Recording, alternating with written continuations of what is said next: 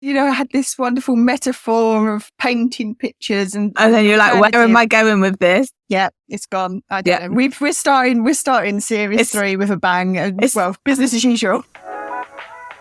Welcome to How to Take the Lead, the podcast where we challenge the myths and stereotypes of what it means to be a leader today and help you to succeed in post without compromise. I'm Lee Griffith. And I'm Carrie-Anne Wade, and together we will be your guides, questioning everything we've ever learnt about leadership, sharing our experiences along the way and inspiring you to make a real impact in your role. Visit howtotakethelead.com for show notes, past episodes and to join our community. Enjoy this episode. Right, and we are back. It's series 3. We are here. It's a new year. It's a new dawn. It's a new day, and I'm feeling good. I did wonder if a song was coming, and it's only taken one episode. So if you're new to the show, hit that follow button so you don't miss any future episodes. If you're a regular listener and you're joining us for another adventure, please share the show with someone you know so that more people can join the modern leader movement. Modern leader movement. I'm loving it. Yeah. And if you're wondering if we always look like this, no, is the honest truth. We look like this today because we're now on YouTube. So hi, if you're watching us over there, we'd love it if you subscribed and like this video so that there's a chance that YouTube might actually recommend us to some other people. So it's quite an exciting way to start the series. Right, it was slightly nerve-wracking. So we got to series 3 and I'm like, right, I'm all over this podcasting now. I'm loving it. I'm totally confident about it. Oh, no, we're going on YouTube. Oh, right, okay. So I actually have to look like I've put some proper clothes on. Well, we can't put a brush through my hair. We can't proclaim that we want to change leadership in the modern world without actually getting out there and spreading the word, as it were. True. We're on a mission. It sounds like we're like building our own little cult, which we are not. No, we are, but we are on a mission and we're all about taking action. I think this year, 2023 is going to be the year of action. So I'm very excited. Yeah. So episode 1, I don't know about you, but I've started the year and the series in a bit of a reflective place. It's tough out there. It's been tough for a few years and it's like not abating anytime soon. And the leaders that I'm talking to are tired. Their teams are tired. At one point, you could say, well, it's only going to be for a time, but it feels like there's been one thing after another. And I suppose I wanted to kick off the series in this first episode to recognise that in some way. And I suppose explore what you can do as a leader when things do get challenged, but when that challenge is relentless. And I suppose to start the episode, I kind of want to ask, where do you start? Because if you think of the situation that so many leaders are in now, you've got the aftermath and recovery post-pandemic, you've got the economic situation, cost of living crisis, in Britain, we've got strike action, you've got political turmoil all over the world, we've got wars going on, climate issues. We've got leaders stepping down politically across the globe. Falling trust in kind of big organisations and stuff. So, how do you actually start to unpick it all and find that starting point as a leader? And you're trying to navigate your way through. Where do you start? I feel like if I knew the answer to that question, Lee, I would be maybe a millionaire, or at least have more profile than I've got. But a good question about where do you start, and you're absolutely right. I feel like we're in a space where leaders are tired, and I think we are hearing leaders say that actually, particularly in some of that political space. And I know we don't always want to focus our leadership conversations around politics, but that's out there. There are people saying they're burning out, they're tired. I think people are in a space where perhaps frustrations are starting to take hold because it just feels like one thing after another. And I think for me, a place where you can at least try to make a start or try to reflect and also forward think is in that space where you actually take the time to try to determine what things are actually in your control. Because there are so many things that are totally out of our control as leaders, as people in the workplace, and as colleagues, employees, as just human beings right now, with everything that you've said is going on, that actually we just need to pause, take stock, and decide what things are actually within our gift to take some level of control over. And I started by saying it feels like 2023 is going to be a year of action.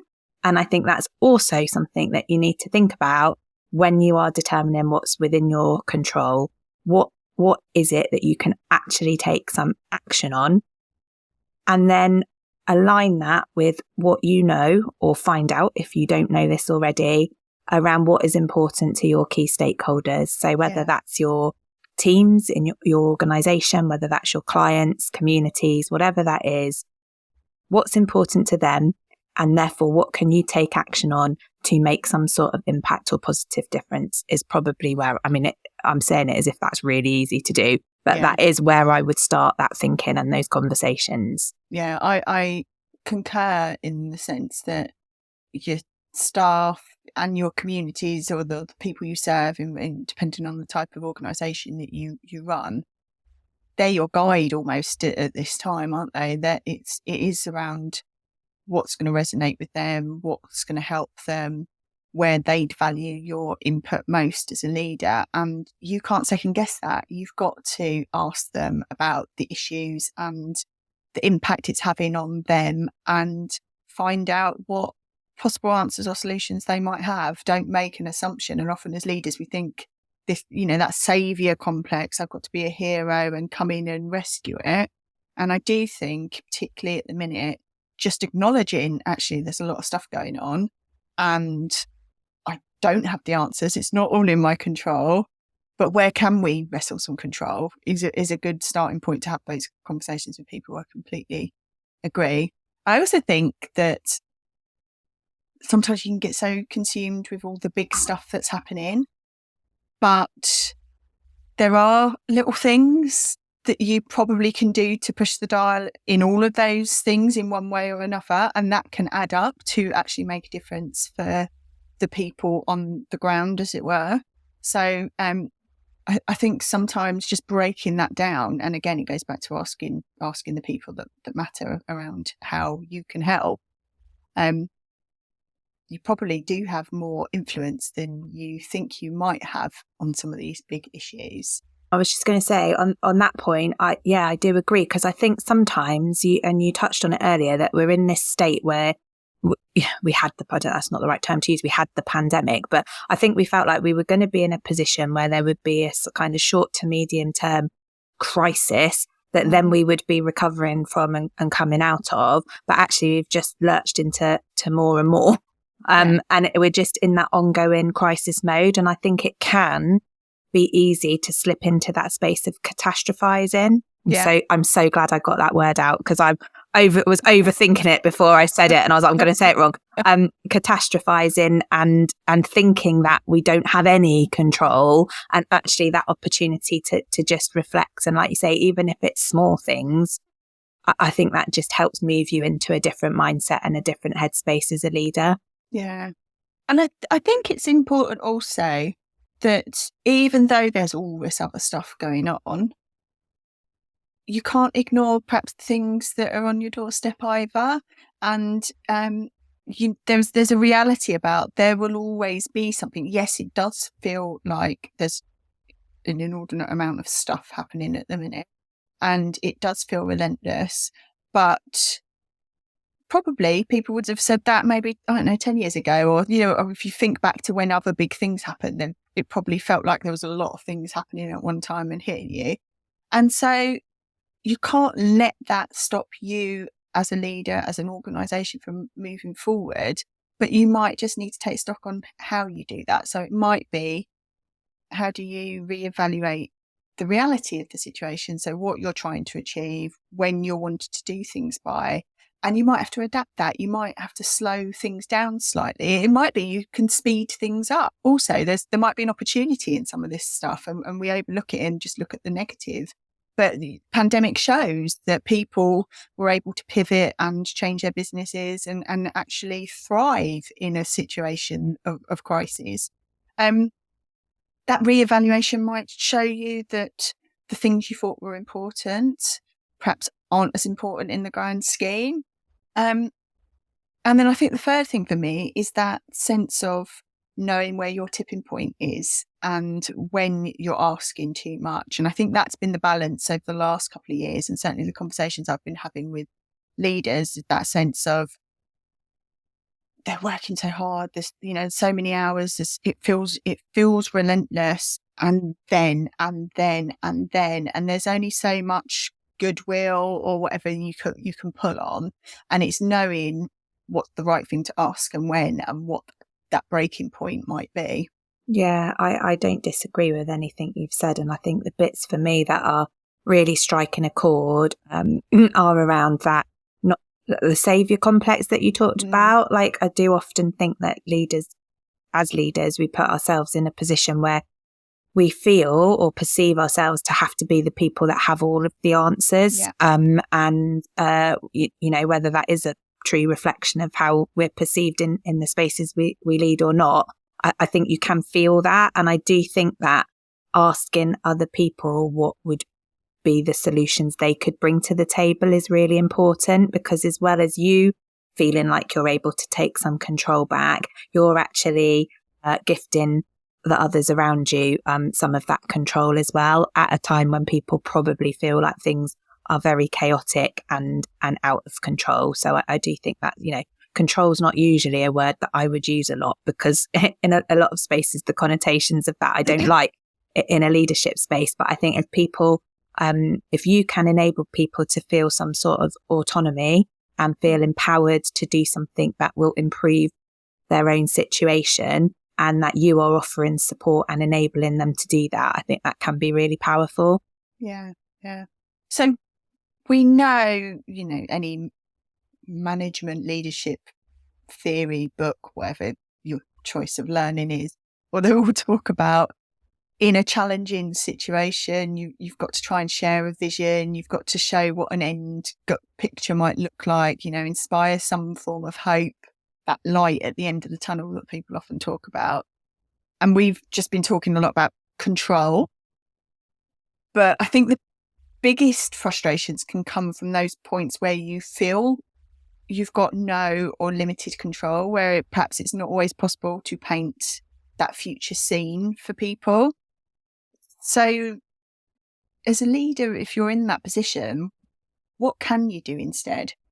So I think there are a few things that spring to mind for me, and some of it for me is not about what you can do instead, because I would hope you're doing some of these things anyway in that leadership space.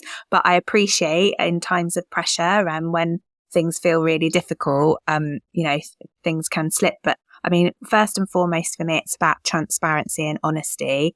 And actually, if you've taken the time as a leader to be connecting and building those relationships with your key stakeholders, whoever they might be, I would hope that you're already in that space of having open and transparent conversations. But I think you just have to be honest about the fact that actually right now, we don't know where this is going to end up. If you think about the pay disputes that are happening in Britain right now and people going on strike, I don't think there's really anyone who's in a position as a leader on any side of that dispute to really give the clarity about what the end result might look like. And that's why we're in a bit of a deadlock situation with that. So I think there is something about being honest about that and open and having those discussions. I also think of a few of the things we touched on in response to that sort of first conversation point. But I know you talk about this a lot, and we have had this conversation through Take the Lead and on other episodes of the podcast about that adaptability. So you talked about, the strategy and being able to be flexible and adapt. And actually, maybe now is not the time to be totally focused on what your 5-year strategy may have been.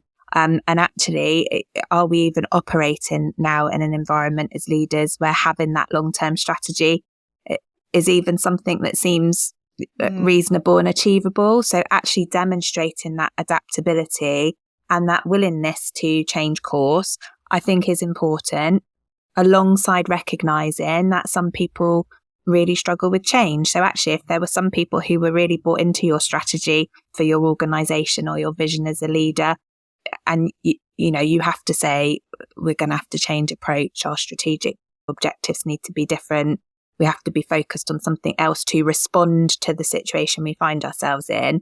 Just bear in mind that other people, some people will absolutely be, yeah, that's the right thing to do, I'm totally on board with that, and find it easy to change tack, and other people might not. So it's just having that awareness, I think. And for me, again, you mentioned this, there's something about what are the small things that might make the biggest difference. And actually, if you haven't got an end state or an end goal in mind, or you have, but it just doesn't feel realistic right now because there is so much uncertainty, bring it right back down to like those small things that would make people feel different today, tomorrow, next week, rather than 1 year, 2 year, 3 years time, because actually that's what will make a difference for people on the ground who are looking to you to lead them and give them any semblance of reassurance or assurance you're able to. Yeah, you can still paint a picture. It just might not be the picture you originally envisaged you were going to be painting for people. Absolutely. And yeah, it might be. I was trying to think of a really good analogy then, and I haven't got one, so I'm just going to stop. I was, I had this wonderful metaphor of painting pictures, and then you're like, where am I going with this? Yeah, it's gone. I don't know. We're starting series 3 with a bang, and business as usual. It's like doing the dot to dot, and all the dots have moved, so you're not quite sure what shape you're going to get to. That's a really good analogy. Well done. For me, there's something about your leadership mindset at this time and how you decide you're going to respond to something. So I think one of the worst things you can do, and it can feel so tempting when there's so many things going on, is to sit in that discomfort and feel the pain all the time and moan about kind of how bad it is, and then never do anything about it, because then that can just perpetuate that feeling of hopelessness and also doesn't provide the inspiration and hope that you might need to as a leader. So I think there's something you need to do as a leader around reframing your mindset when chips are down, as it were, and deciding what is it that you can do instead. So it might be really simple things, and we've talked about small things you could do, and I think looking to the health service, for example, in the cost of living crisis, organisations were setting up food banks for staff, or clothes swap shops, or doing some free breakfasts for people in the morning. So really little things, but it was with a recognition of, we know there's a really big problem here and we can't tackle it all, but we can do some little gestures that will, even if you're helping other organisations or partnering that you wouldn't normally do, there will be opportunities, and it's that mindset shift that you need to take. I think the other thing for me, and we've talked about this in other series before, is this notion of the voice you have as a leader. And it's such an important and trusted voice, and we know the evidence is there that staff and communities are looking to leaders of their local organisations to talk on their behalf. They see you as the person that can affect most change. And so you need to start using your voice in this time, and don't just sit there and say, oh, I can't comment on that because it's not something that we directly involved in, or it's not our responsibility. It's a big, we can't get involved in political issues, or we can't do that. There will be something you can do, and sometimes it might feel uncomfortable. It might feel like you're not going to be the popular one if you speak out on an issue. Actually, where are you looking for that popularity? Are you looking at it with, the big wigs at national or government level, or are you looking to support your people? And that's actually who you're being employed to serve. Yeah. So I think that is a really important point to make. And I just wanted to just go back a little bit. That's the small things that make the big difference. And all of those things you mentioned in that particular example were like really human things as well. They're things that just as a human being, it's really good to do for other people. Yeah. And I think that is also really important to demonstrate as a leader, that you're a human being too. And I do think there is something about that well-being piece, like obviously your own, because as we've said, it is really easier during a tough time to like burn out or to just keep trying to, pile more and more on top. But I do think as well, like demonstrating concern and offering opportunity to support the well-being of your colleagues, of your stakeholders, communities, clients, whatever that may be, it is ever more important at this point in time when there are so many difficult, challenging, upsetting things happening in society and in people's lives. Firefighting mode is something that, has been activated in so many ways for so many leaders across lots of different sectors over the last couple of years, really. And when you're in that mode, it can feel really glib or inappropriate, perhaps to be focused on other stuff, the developmental stuff, the strategic stuff. And more people I've been talking to at very senior levels are having to work in the weeds to show camaraderie, to help out, to try and get things moving and whatnot. And it's become this challenge to get out of that cycle of firefighting, doing the do instead of doing the bigger stuff that you might need to do as a leader. So I'm interested what's worked for you in terms of how do you shift from there's a time and place of doing that, and then there's a time of when I need to exit as a leader. I guess it's really interesting, isn't it? Because you mentioned like development, and I think when you're in constant firefighting mode, it feels like being focused on development is like so totally out there. It's not the right thing to do.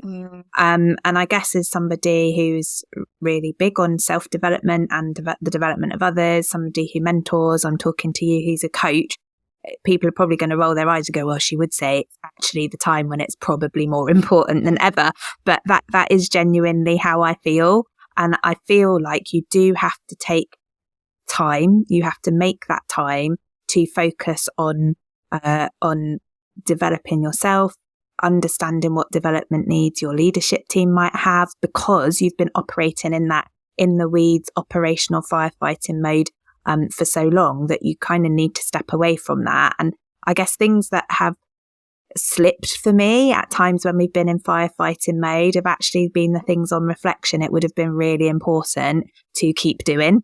And I maybe haven't always done that, and I'm now in a position of re-establishing those. So things like yesterday, I had a strategy day out of the office with my deputy, and we purposefully took ourselves out of our usual work environment, put our out of offices on, were not available, to the team, to the organisation, because we needed that dedicated time together to focus on team development, our own development, what our priorities really do need to be over the coming months, and just have that focus on that.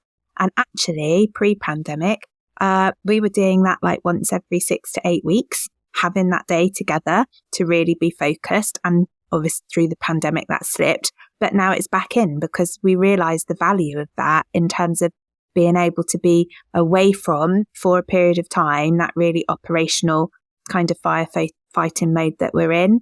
But I also think it's important for you to offer those opportunities to your team as well, because if you're in that space and you're operating maybe, below the level at which, you've been employed to operate, which is what we're talking about, that being in the weeds, then you can bet that your colleagues in your team will be doing the same thing.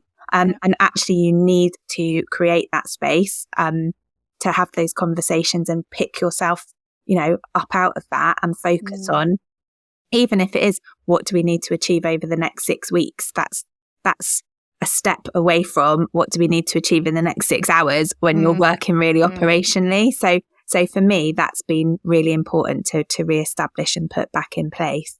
Yeah. For me, there's something about you need to start signalling your intent to shift, because the boundaries have been reset at that point that you've been working in that firefighting mode. You've been down in the weeds.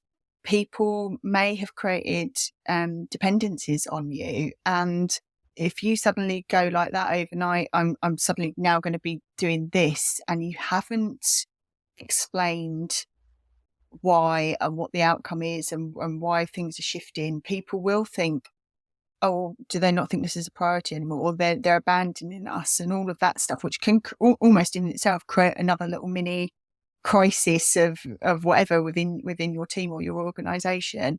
So it's not like ripping a sticking plaster off very quickly. I do think there's some work you need to do to extract yourself out of that way of working, but you have to do it very openly, vocally, and be really clear on the boundaries and what that's going to mean for everyone, not just you. Yeah, and I think that clarity on boundaries is important, and linked to that clarity on what people's roles are, and also expectations of individuals and the wider team. So being transparent and having those conversations is really important. And actually, I think there's an opportunity to reflect as a leader yourself, that if you are constantly in the weeds of things, you've gone there with good intent, I think, as a leader, because you're in firefighting mode and you're wanting to roll your sleeves up and help get through the crisis or whatever. But if you're sort of constantly in that mode, it can feel to other people around you like you're meddling. And actually you're stepping on the toes of other people's whose job it is to be operational or tactical, or, you know, whatever level that is that you're operating in.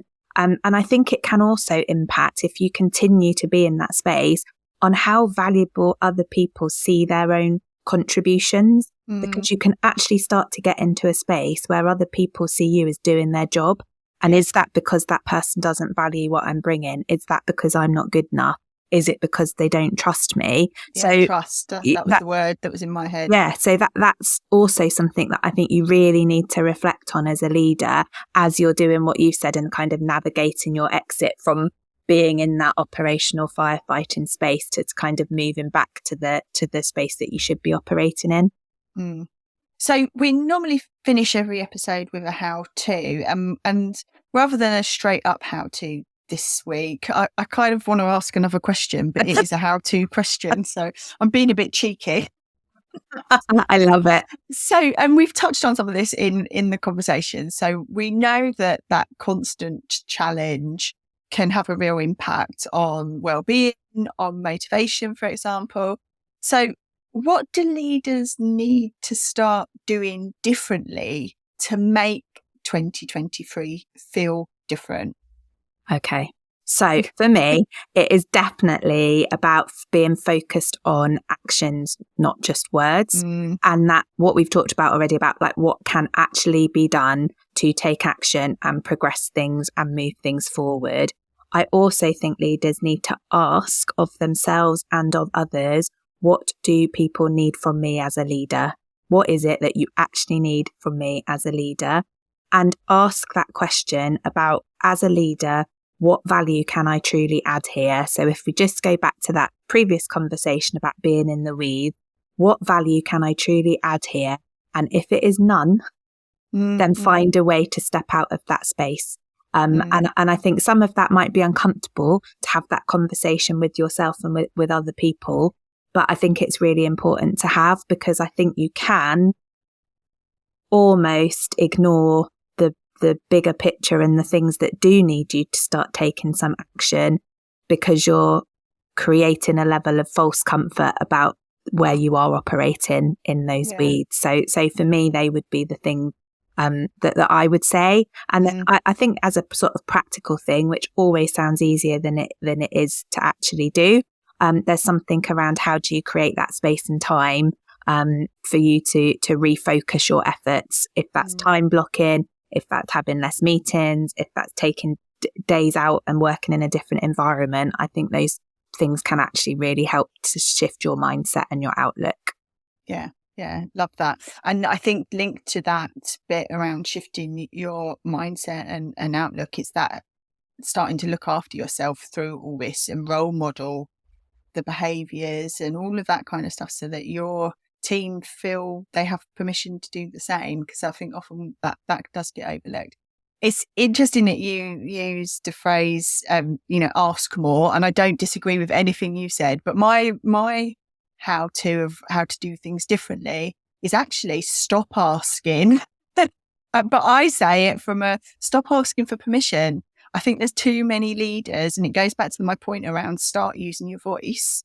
There's too many leaders who are caught up in the optics of, I need to do what I'm told, I need to follow the pack. And I'm not suggesting that you start doing things that break organisational policy or pull you into reputational issues or anything like that. But there are ways that you can smartly make sure that your voice is heard and you have more impact and influence than you can ever imagine you have. And you need to bloody start doing something about it. Mic drop, end of episode. Just take that forward into 2023 and the world of leadership is already a better place. Yeah. So that's it. End of episode 1. As we said at the outset, we are now on YouTube. So follow if you want to see our lovely faces as we look at each other, kind of go, what was it I was going to say? Feel free to hop on over there and give us a follow. If you like this episode, subscribe, and please do find one other person that you think could benefit from this podcast and share it with them, because we would love more people to be getting involved in the conversations. And yeah, just like, this is the year of action. Let's all just get out there and do something. Until next week, bye.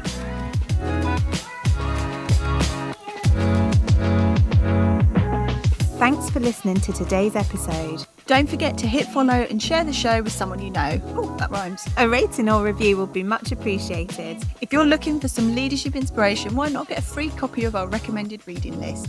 Visit howtotakethelead.com to download. Until next week, get out there and take the lead.